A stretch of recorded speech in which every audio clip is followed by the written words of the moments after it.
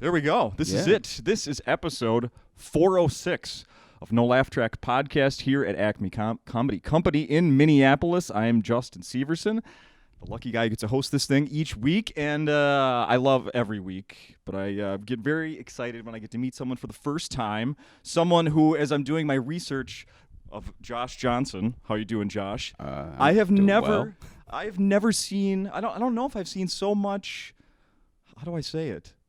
Excitement about people being fans of yours. When really? Your videos, like on YouTube, you read the comments and it's like every time I see Josh's name, I hit play.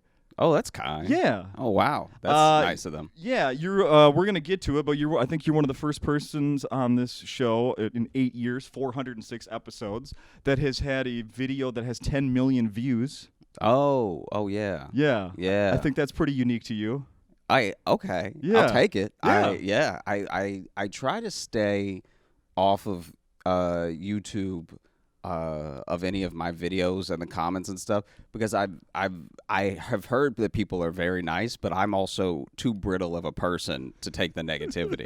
You know Physically and mentally. Yeah. So basically, there was one time years ago where I looked at the comments under one of my videos, and it was like I had to start growing out my hair and stuff. Like it's all under the beanie now, but like it really been picked out. And someone said that I looked like a single mom, and it had 1,000 likes, and I was like, maybe I will kill myself. You know what I mean? Like it was honestly from the thumbnail, they didn't look wrong. Like I was clean shaven. Yeah. And I was like, it was devastating.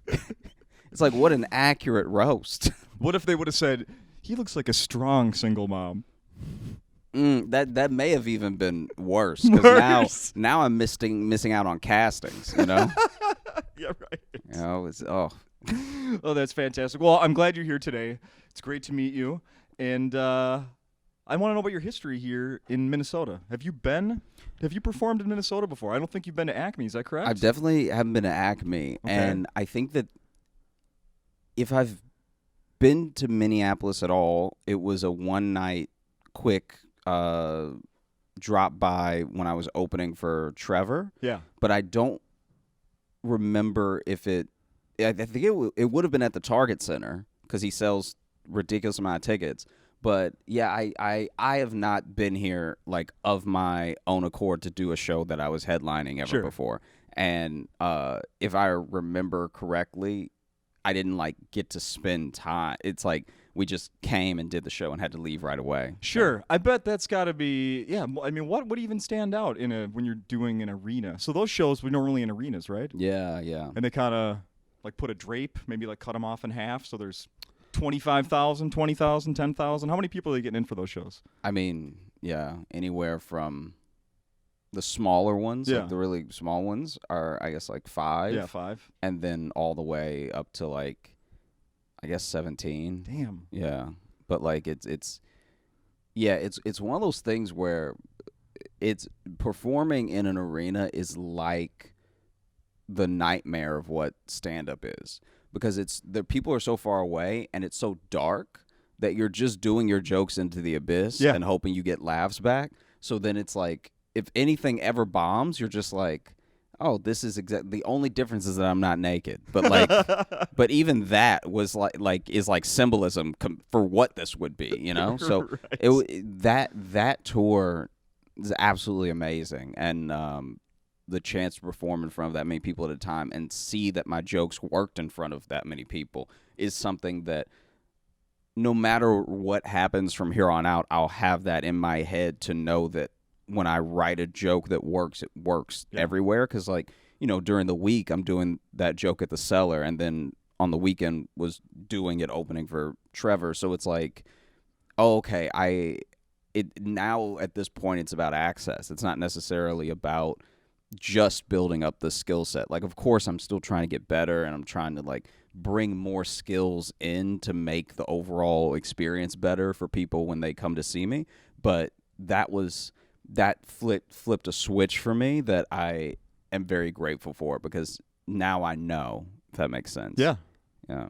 It's always, there's also the thing, did you ever before you ever did something like that, did it cross your mind where, I've gone to a big, like a not necessarily arena, but big like theater shows for comedy or big arena shows for music, and then there's the whatever the opening act is. Like people didn't go to see that act. Yeah. Right? No, they don't know I'm coming. so you're battling that too. Yeah, I mean, but that's the thing though, is that when you have great fans, the way that he does, they're comedy fans. So it's not. I didn't have to like fight my way for them to like me. Yeah. They came for a show, and then they happen to like what I was doing afterwards. And then even now, some of the people that come up to me in other respects are like, I first saw you opening for Trevor.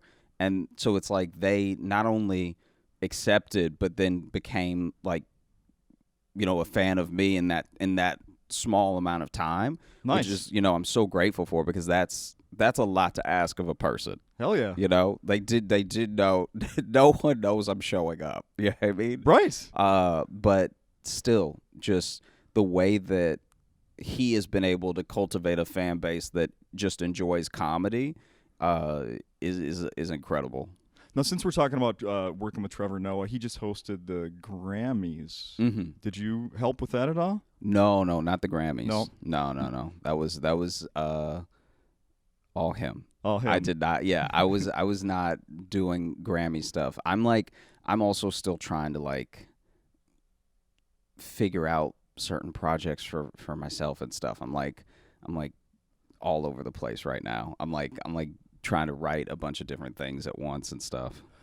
Things that are pitched to you, or things you're just coming up with? No, things that I'm just coming up with. Okay. Yeah. I not quite at the level yet that people are like, well, we need you to finish our screenplay.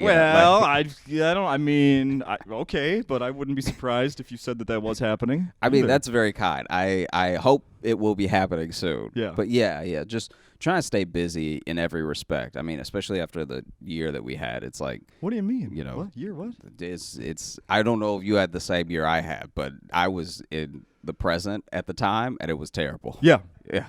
Yeah. Last week would have been the 1 year anniversary of last week was we did a show and then podcast and then didn't do one for 2 months. Oh wow. Because of everything shut down here. Oh jeez. Yeah.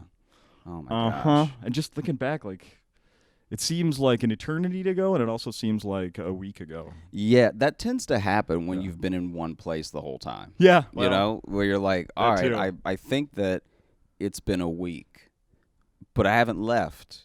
Yeah. In maybe a week, so maybe it's been a month. It could have been a day, but I think I've eaten too many times for it to be a day. Like that. I started losing track horribly. Yeah. Oh yeah. I thought. Obviously, so many people thought the lockdown would be a 2-week thing.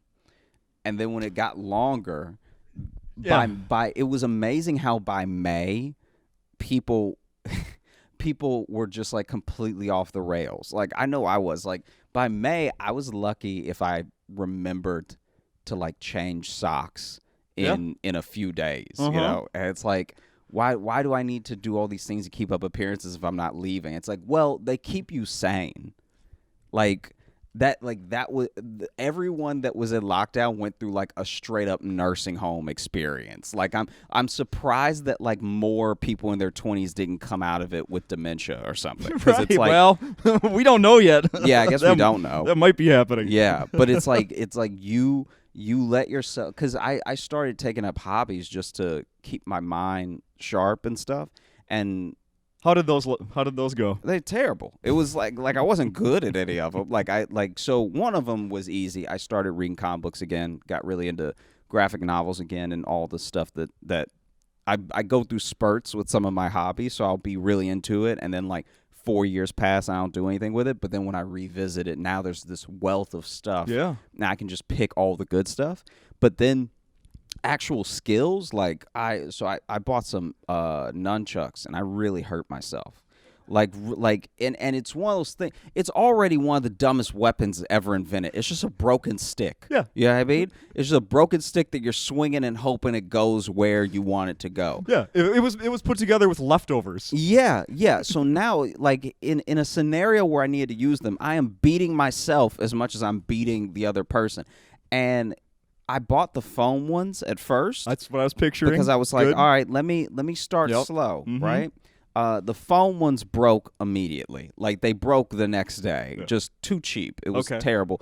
And so now all I have left are the wooden ones. So now it's like I gotta get good quick, or else I'm gonna knock myself out. Like, it was really bad. And now of course we did the pandemic thing and got a puppy. So now I don't practice at all. So now I'm worse than when I started. You rescued a puppy from somewhere.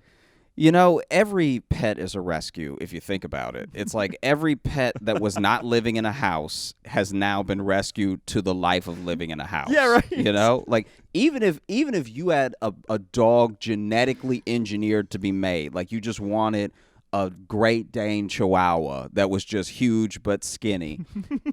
Even if you went through all that trouble, once you bring it through the threshold of the apartment or the house, it's a rescue because it gets to live kind of better than a person. Yeah. Like, I wish someone would rescue me the way that any dog from a pet store has been rescued. Oh, you know? tell me, for most of my adult life, I've been searching for that. Yeah, it's like, because then I've watched people that have just, I don't even know if I believe half the backstories, because it's like, how do you know? Like, so then you'll get a rescue dog from a place that does rescues, right? Yep.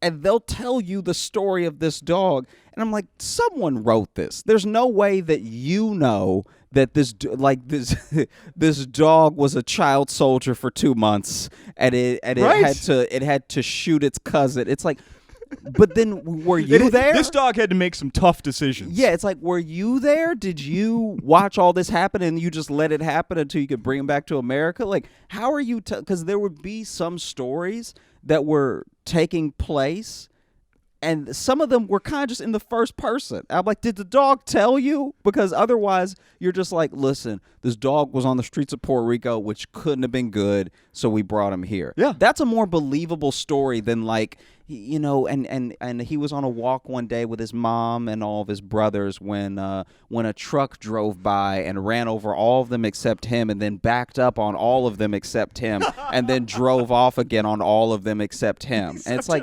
how would you know that?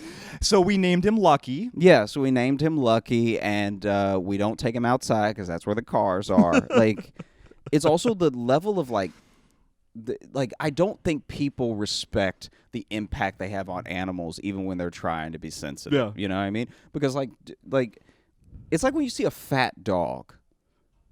A fat dog is a human's fault. Yeah. They love to run. They literally love to burn calories.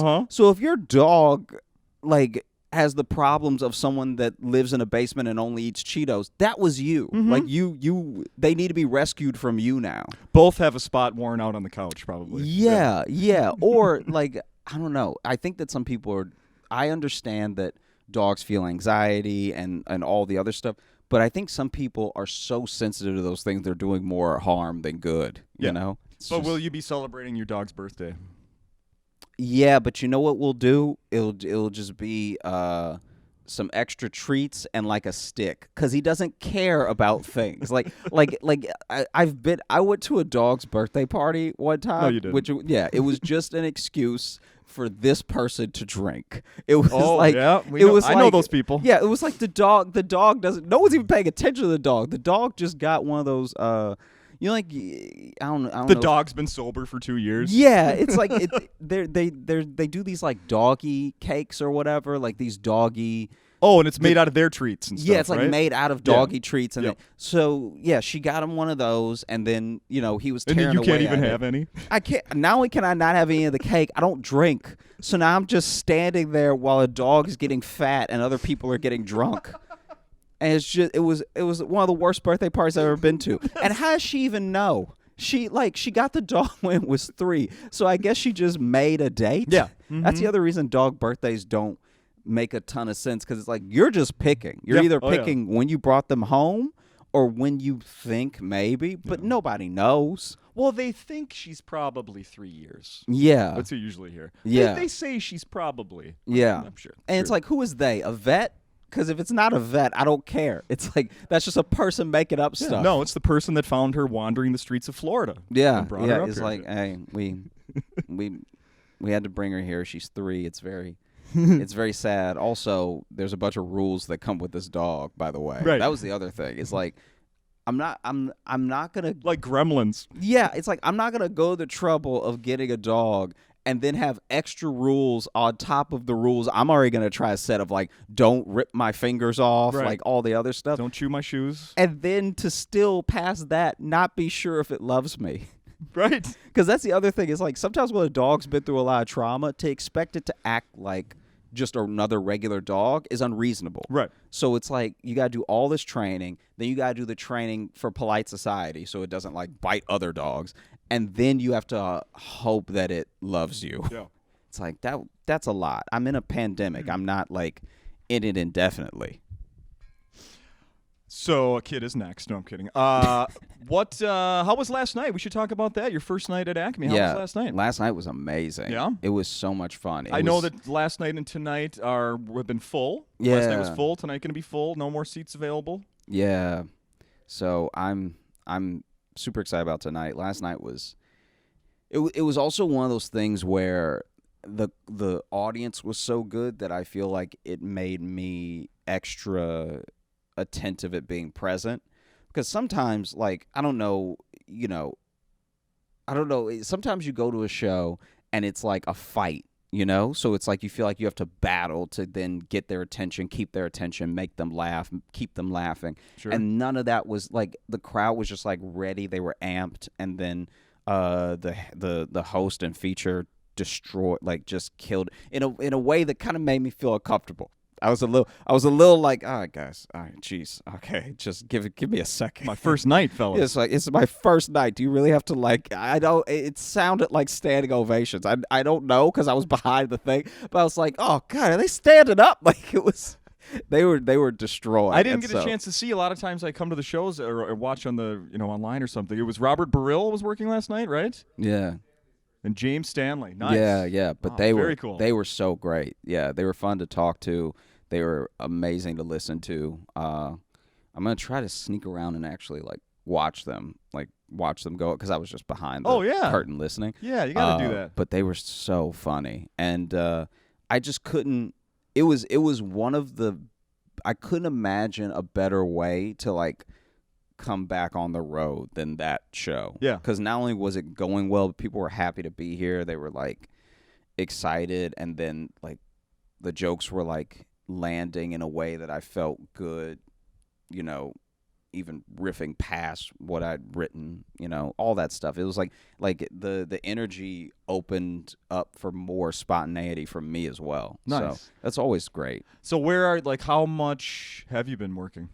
I've been working a lot, actually, just not obviously in the full road capacity. Yeah. So yeah, lots of Zoom shows, lots of outdoor shows in New York, even through some of the cold, which felt like a mistake. I mean, like there was some. What was cold? How cold? Oh God! Like I've been curious about that. like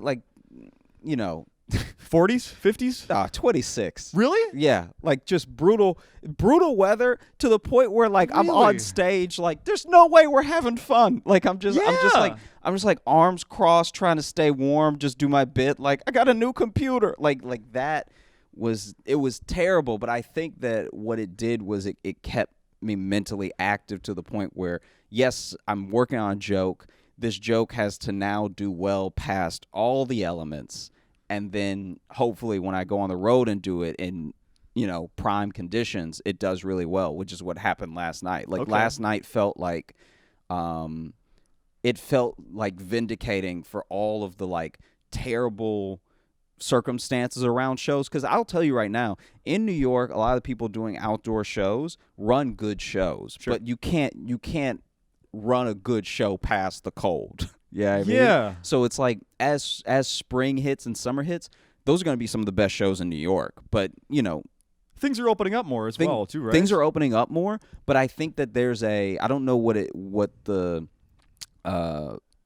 scene is like in Minneapolis, but like what opened up in New York was this opportunity of using outdoor shows in a way that just hadn't been before, because you could just go to the Cellar, go to the Stand, go to New York Comedy Club, go to Caroline's, whatever. And so people were so focused on those places at all times that they didn't really try to do any DIY, rooftop, patio, backyard.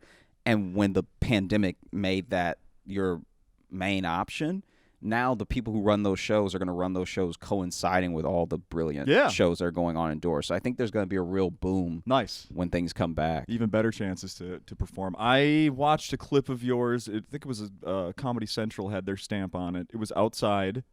You could hear crickets when in the dead parts. Yeah, that's like you're revving up another joke. Yeah, it's dude. What the fuck? It's this like is not ideal. Yeah, it's like it's so wild because that show was so fun and went so well, but you just can't make up for what being outside is. Yeah. You know, like the crowd was great, like the comics on it were really funny and getting great reactions, but you can't make up for the ceiling being the clouds. Right. Like it's like, you know, that's a thing that I still think people are going to keep doing as far as outdoor tapings as well, because I think that as we learn more, like you have to keep in mind that all of this stuff was the first time anyone was trying to do any of it. Mm-hmm. So we're only going to get better at it. And so the next time you see potentially a taping that's outdoors, so many more things are going to be enhanced in the way that, how could you know your first time? You know, it's like even my energy when I was doing that set, I was like, in my head, should I be bigger because I'm outside and I need to like keep their attention from all the distractions? Like if a plane passes over, like I want to keep them focused on me and everything. So there was stuff like that. If you want to practice, I think Acme could turn the air conditioning on here. We can get a nice and cold. I mean, I feel like I've been through so much this past year that Acme just doing what they do is literally like heaven. Like they don't have to do anything extra. Just keep being you and just let me show up, and it's honestly the best shows I've had in months. I saw that you did something that Pete Lee recorded here a month or so ago, and then his set was played on The Tonight Show. Yeah, and you did something similar, right? Yeah. Recorded someplace else, and then they played it on The Tonight Show back in, was it November? Something like that. Yeah. I think it either aired at the end of November or December or something like that. So where did you record yours? Draft House. Okay. Yeah, and you know the thing about that, even so, the same thing I was saying about outdoor shows versus indoor established venues and stuff is that I think that even with late night, the pandemic pressured shows to do things in a different way that was just as good, if not better, than the way that they were already doing them. Yeah. So now all of those shows that did that have options. They can either have someone fly in, do it for the crowd, whatever, or they could just have someone do a great set, send it in, play it for the live audience, and then air it as part of the show. There's no reason why I shouldn't keep going. It was one of those things too that's so funny because it's like you work so hard to get a good tape to submit that it just felt like such a. I mean, that was a brilliant move on Michael Cox's part and everything to be like, these comics already do everything it takes to send in a good tape. Why not just air that good tape? Yeah, and it's like, that's a brilliant idea. Yeah. Was that your first or second Tonight Show? That was my second Tonight Show. Yeah. So I saw. Now help me understand something. So there was a meme I saw about. It looks like it's you doing the Tonight Show. Did you bring a teacher back? Yeah. So when I did I think it was the first time I ever really did it was the first time I ever did stand up. Was my high school talent show, and then my teacher, my history teacher, Mr. Ward. He taught me history, geography, and he was like the teacher in charge of the quiz bowl. So I feel like every year of high school I had an interaction with him, in some capacity, and he was like super gung ho about my set and was like, I think I'm gonna see you on the Tonight Show one day. And he was like, and he even came to one of my shows in Chicago after years after I graduated. Like I graduated college, And so he's always just been so supportive, and he would even, like, if he saw a clip of mine on Facebook or whatever, he'd comment under it, like, I'll see you on The Tonight Show, all the stuff like that, for, like, you know, the time that I started actually doing comedy to the time that I got in a position to do the night show. So, like, in my mind, it felt like a no-brainer. Like, clearly he has to be here. Yeah. You know what I mean? Like, it's like he was saying he would see me on the Tonight Show before my mom was saying it. Right, so, right, like, right. I feel like... You turned your back on her and invited him. You know, gotcha. it felt like the right thing to do.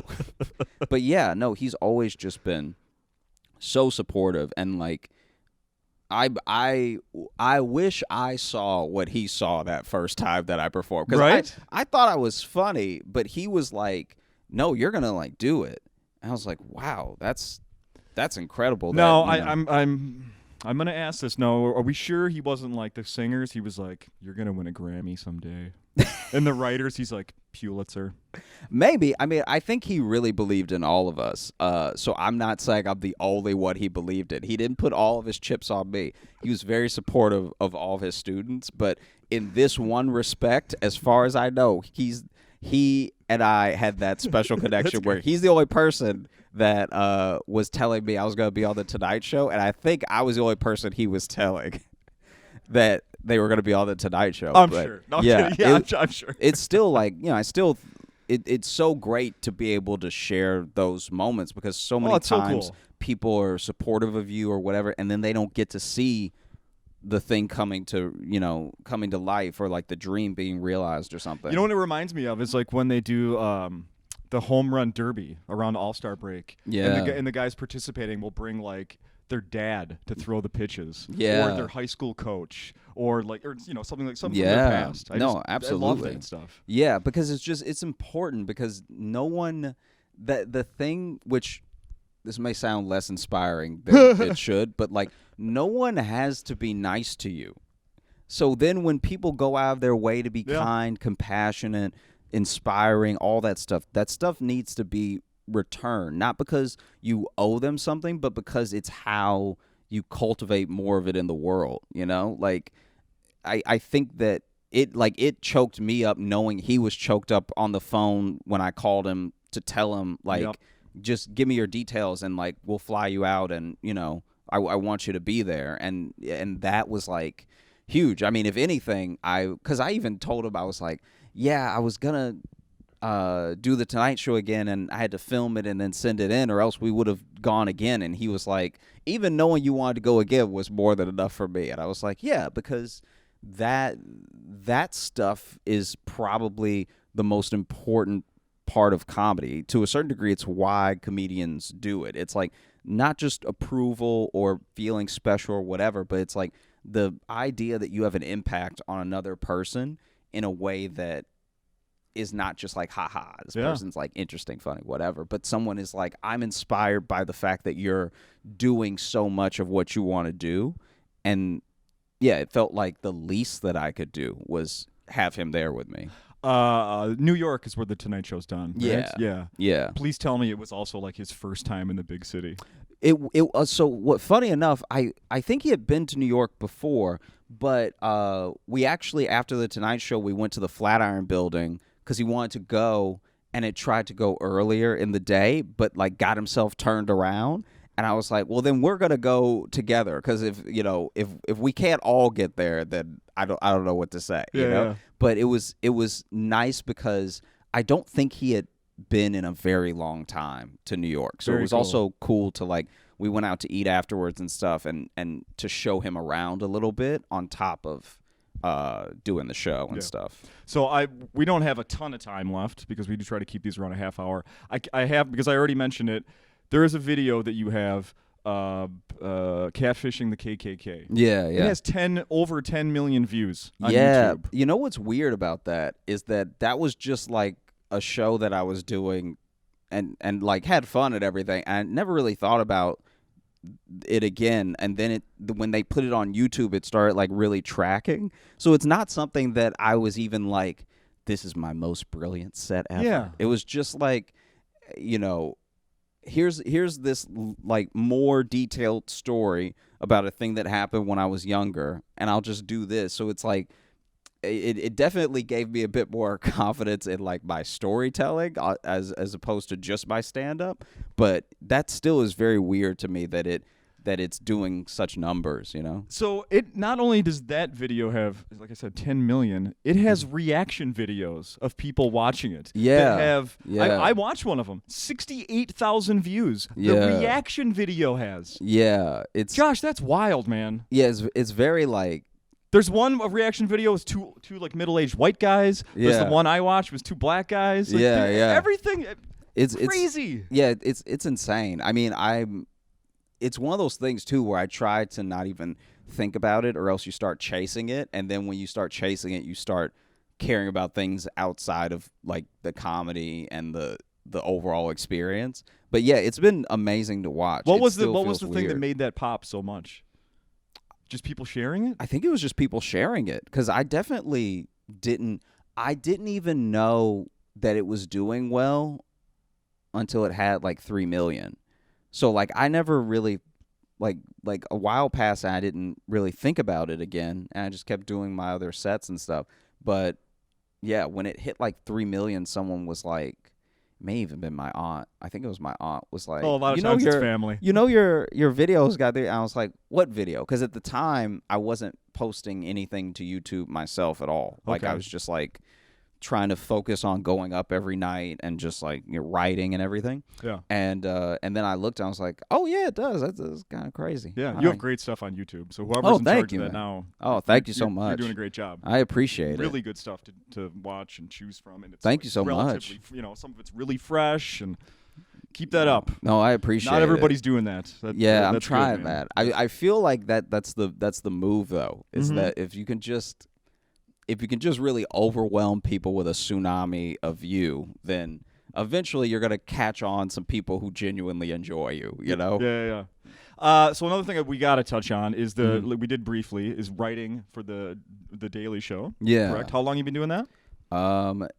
October. I started October of 2017. Wow. Yeah. So. Yeah, I'm like over 3 years. So how much of that, like, how often are you working? How often are you busy with that job? Yeah, I mean it's every day I'm, like Monday through Friday, writing or thinking about the show or all that stuff. But I think that the main thing, what's actually helped me, what writing jobs do for you that cannot be replaced, is that I have to write and I have to think about things in a way that is funny when I don't feel funny. So much of doing stand-up, so much of doing comedy in general, whether it's improv, sketch, all this stuff, is about feeling it, because it's a feeling you share with people to instill that feeling in them. Yeah. But when you have a job and it's your job to show up here and write things that are funny and stay funny and be funny, it becomes a bit more like, okay, I'm learning the cheat codes to like this plus this is funny, this minus this is funny. Yep. All that stuff becomes a tool to use when I'm feeling down or I'm not feeling particularly inspired or I don't find something as funny. And that's been, I can't think of a single thing that has been more important to my overall growth and process of writing stand-up than that. That's been an insane turnaround, because now it especially doesn't feel like work now, because now I'm learning how to do things that aren't fully based off my feelings, and that makes it doesn't take an emotional toll to dole out jokes or anything. Has that job turned you into any, like, some sort of a news junkie where you're checking things out right away in the morning, at night, getting like what people are talking about? Not necessarily, and not outside of work. Like if I'm on hiatus, then I don't really even check the news that much. Well, I don't blame you. Yeah, and then past that, it's like I don't get super amped for, like, some people that I know just in life are those people who play chess with the politics, and they're like, oh, this happened, so like from 6 months from now that means this is probably going to happen, and they enjoy that and they have fun with, like, the postulating everything, and that's not really my thing. Yeah. I like doing that for jokes, but not for like world events or like, like overseas Sure. government. Sure. To me, it's just not the same. And then you got nominated for an Emmy. All the writers got nominated for an Emmy. Last year? Yeah. So that was cool. Yeah. Yeah. There was a show that you didn't get to attend. Yeah. But I mean, to be fair, even if we had been there, would it have been the same? You know, like I feel like it's one of those things where it meant so much to be nominated that I forgot that I wasn't gonna get to like go to the Emmys and do the whole party and whatever. Yeah. Like it was just like, wow, this is really cool because it means that people saw what we were doing and they really noticed it. You know? The Daily Show writing staff has won in the past, right? Yeah. I thought so. Yeah. You guys did not win last year, or did you? No. Do we want to give credit to who won or shit on them? I mean, I'm kidding. John Oliver won, and yeah, I can see it. It's like they consistently put out amazing work, so it wasn't a surprise when it was like John Oliver. I think that they do incredible stuff and they do numbers. Let's face it, John Oliver's sort of Daily Show adjacent, really. Yeah. I mean, there's a connection there. No, absolutely. Yeah. I won through him, you know? There you go. Yeah, that's how I choose to look at it. There you go. Acting, is that a thing that you were interested in and doing? Yeah. So I've done a little bit of acting, but not in a capacity that would take me away from the show right now and take me off the road and stuff. So it's like I'm more than willing to branch out into acting, doing features or doing TV, but the timing has to be right, and it has to be something that I'm so passionate about that I'm willing to give up other things. Sure. Is there anything right now? You know, that'd be hard to say. I don't know of not necessarily. I feel good. This is the other thing too, is that anytime you get an offer to be in something or to do something, it's like, that's, like I said before, no one has to be nice to you. So that's amazing. You're like, oh my gosh, this is incredible. But like, I'm so happy with where I am right now that it's hard to even imagine for a little while longer, even imagine shifting from that. Sure. You know? So it would have to be insanely dope. And there are things out there, but I'm biding my time. You know what I mean? Like I'm waiting until I've built up a bit more. Fair enough. You know. The final thing I have to mention, because I listened to like 4 episodes, the Josh Johnson Show. Podcast. Yeah. You do a podcast. I do a podcast called The Josh Johnson Show, which you just said, which is very kind of you to mention on your show. And yeah, we do it every week. It's my buddy Logan Nielsen and I, and we tell each other stories, and we talk about times that we have been on the road, because we go on the road together in the best of times and everything.